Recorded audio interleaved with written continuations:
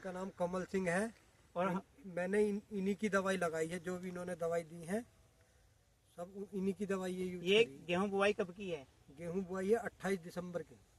28 दिसंबर की पिछाए गेहूं है, बहुत पिछाए गेहूं, काफी पिछाए गेहूं है। और हमने इन्हें 10% वाला मिक्सचर दिया था, एक 10 किलो का थैला था ना एक। हाँ। उससे बाद में आपने कुछ डाला खेत में? ना कुछ कोई दुकान से लगा कोई फर्टिलाइजर डाला हो या फिर कोई अदर प्रोडक्ट डाला हो? कोई प्रोडक्ट कुछ नहीं डाला। मेरे कहने का मतलब ये है, एक जिंक सल्फेट आता है, जिंक सल्फेट गेहूं किसान वो भी गेहूं के अंदर डालता है, और एक आता है 10% वाला मिक्सचर। रेट दोनों सेम है, वो 350 रुपये का 5 किलो का मिलता है, वो भी 70 रुपये किलो का, ये भी 70 रुपये किलो का है। उस 70 रुपये किलो में जिंक सल्फेट में मात्र 2 चीज़ मिल रही है, 33% जिंक और 18% सल्फर।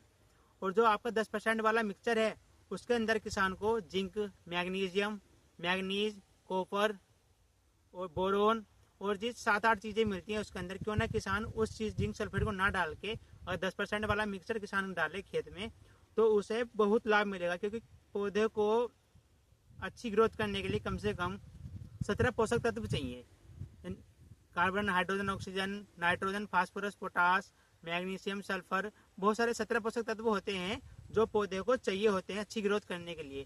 इसलिए किसान कहता है भाई के नाम खेती ऐसी हो रही है वैसी हो रही है।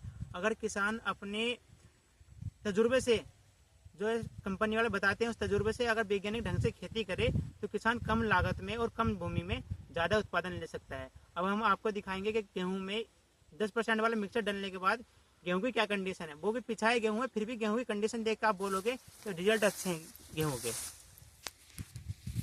इससे अलावा डला तो नहीं ना गेहूं में कुछ भी? ना कुछ नहीं, कभी कुछ नहीं। ये देखिए गेहूं की टिल्लिंग, देखिए गेहूं की टिल्लिंग, ये देखो गेहूं की टिल्लिंग कैसी है, किस प्रकार की टिल्लिंग है। बिल्कुल धान, जैसे धान में मेढ़ा होता है, धान में बिल्कुल धान की तरह है मेढ़ा।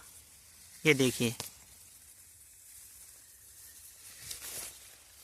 ये देखिए मेढ़ा, कम से कम 20-20 पोल होंगे एक गेहूं के अंदर। और सारा ही खेत एक सारे, ऐसा नहीं है कहीं कहीं सारा खेत एक सारा, आप देख सकते हो कहीं भी।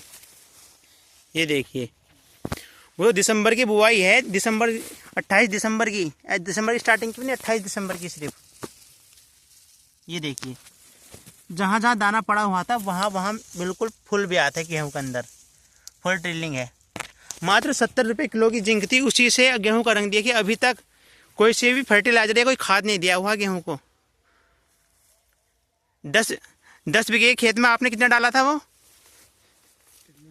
हाँ बताओ। एक थैला डाला था, पूरा एक थैला डाला 10 बीघे खेत में?